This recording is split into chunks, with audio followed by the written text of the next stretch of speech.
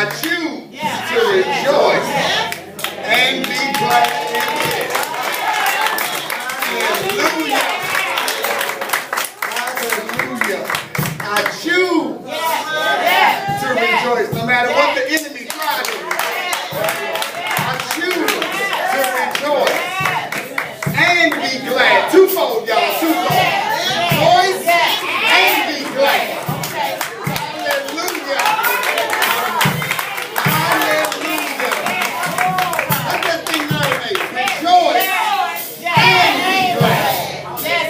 And Paul said, again I say, rejoice. Come on, give God some rejoice in the Lord always. I'll tell y'all something I don't like.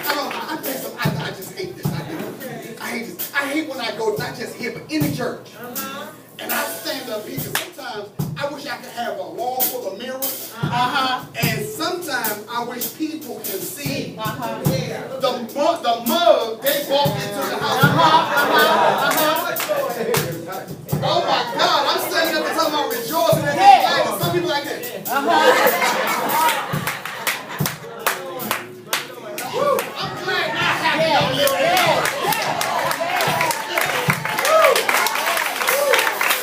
No, I wish my happy lived in your house. I'm glad your happy don't live at my house.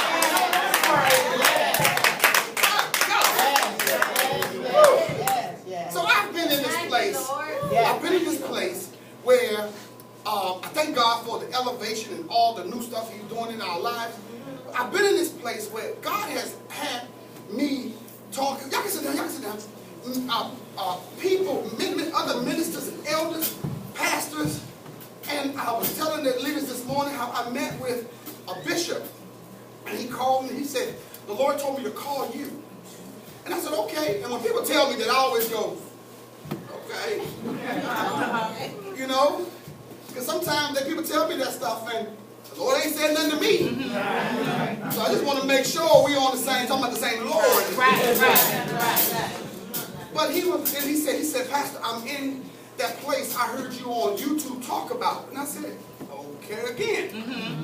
He said, "I feel like I'm in a sunken place. I'm in that place where I can't hear from God, and I don't feel like my prayers are being answered either." And I said, okay, well then, yeah, let's meet. And anybody who knows me, I hate to meet over a meal. I hate to have a meeting over a meal because there's so many disruptions. That's right. They got to come bring me water. Then they got to come bring me hardware to eat. Then they got to ask me ready to order. Then they got to, what you want? Bring me ketchup, mustard, mayo. Bring me, too many things. Just leave us alone. So I get to the place where, look, I don't have a meeting. No, look, that says come to the meeting, deal with the issue I had, then we eat afterwards. But I have to sometimes meet people where they are. Right? You have to meet people where they are. And so I have learned to let the person who is calling for the meeting make the call where the meeting will be. I want to meet you in your comfort place. And so I did that. And I came and I opened some of the mail this morning. I try not to bother mail on Sundays. But this one looked funny. So I opened it up and it was a check from him. And he sold a $100 seed into the ministry for me taking the time to meet with him, to pull him out of the sunken place. So I'm saying all that to say, my message this morning is right here. When you have to meet people where they are, when you have to meet people where they are, there are times when our expectation of people sometimes is so high, and when we meet them where they are, they're so low that we are leaving disappointed because we thought that they were in a place that was more elevated than when I met you. Not realizing that from the human perspective, we all have high moments, medium moments, and low moments. And sometimes we go to that sunken place where we have enough strength to cry out to the Lord for help. to cry out to the Lord for help.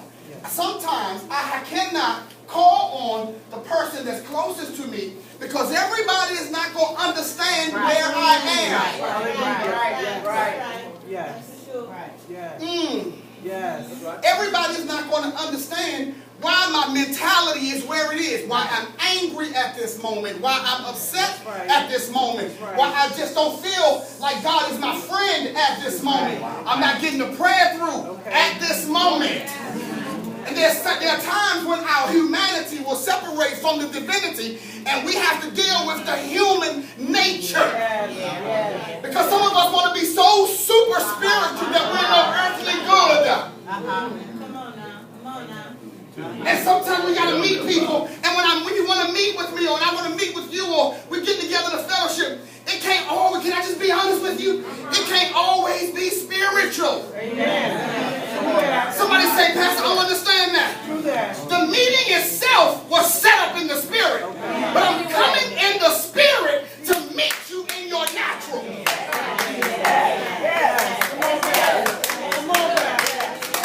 God ordained the meeting anyway, spiritual. But I got to go in my nature. With the power of the Holy Spirit to pull you out of your natural place to make you remember the spiritual.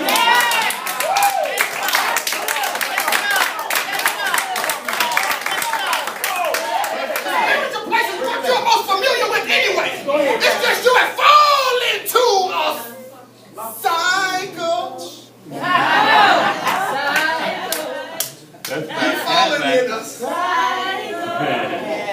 Yes. So Jesus, I said, God, when he came in, I said, Lord, help me. Show me a text where Jesus had to come to a spiritual meeting, deal with a natural situation to bring them to a spiritual place. I was wowed. Then I started digging into this text, and I learned some stuff that I want to teach y'all this morning. Amen. Two things. Beware of the sunken place. Because sometimes we can sink when things appear to be going so well.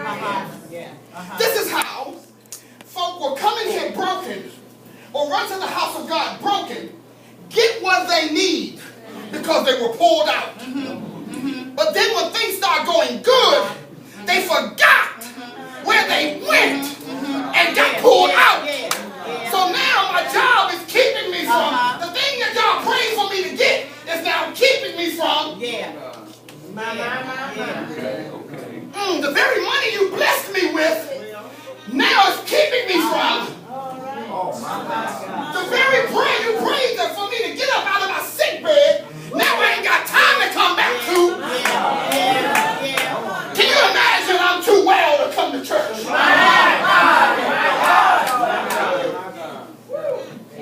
I'm too well to come to church. I'm too rich for all that. I don't need to go in there and pray for that because I got it. Oh, but the mentality of people in the sunken place. Oh my God. And so God then has to go meet them where they are. One thing I learned about the Lord was he don't have no problem meeting us where we are. I've heard a pastor friend tell me, I like to hear pastors' testimony on how we got to here. He said, the Lord, I was in a club, pastor. He was out in the club, I was getting my groove on. I had 4 or 5 women around me. I was cutting it up, pastor. And the Lord said to me, what are you doing? He said, I looked at the 4 women and said, what you say? She said, I ain't say nothing, boo. She said, what you say? I ain't say nothing, boo. Okay. What you say?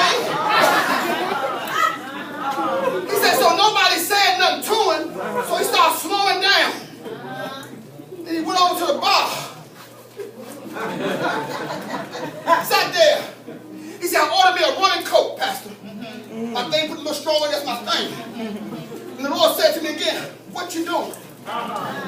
He said, look to the bartender, what you say? Bartender said, $8.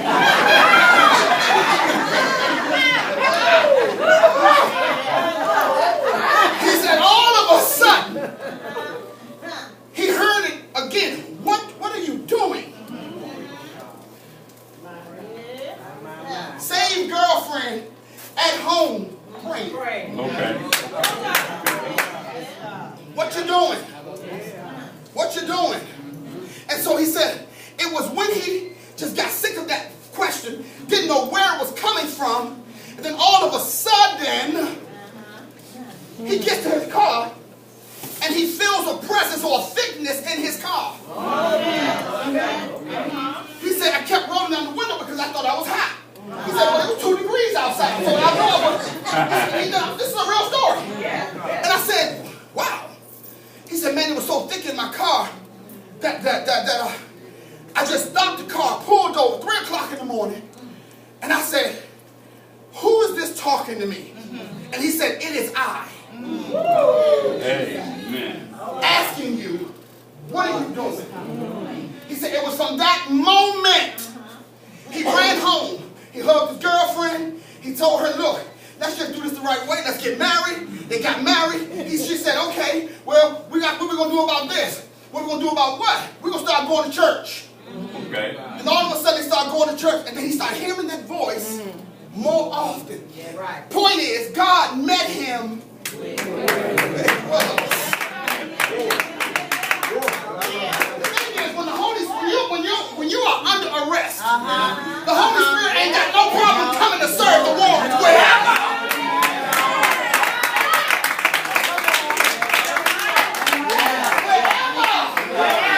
You are. You can't hide because the earth is the Lord's. And the fullness thereof. God can account for every still of grass, every fish, every snail, every hair on your head. He knows where everything is. That's right. And then he puts that spiritual hit out on you, tell that Holy Ghost.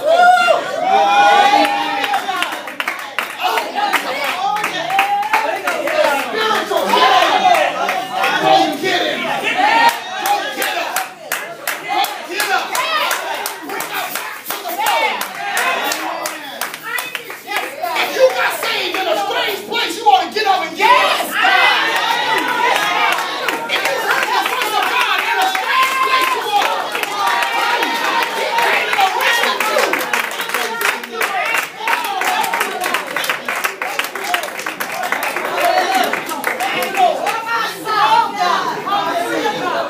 this is the only place in the universe that everybody in here got a record.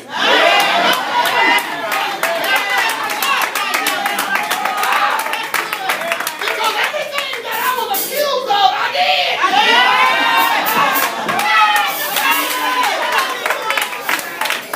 Look at the name and say, girl, you ain't as holy as you look. You did it.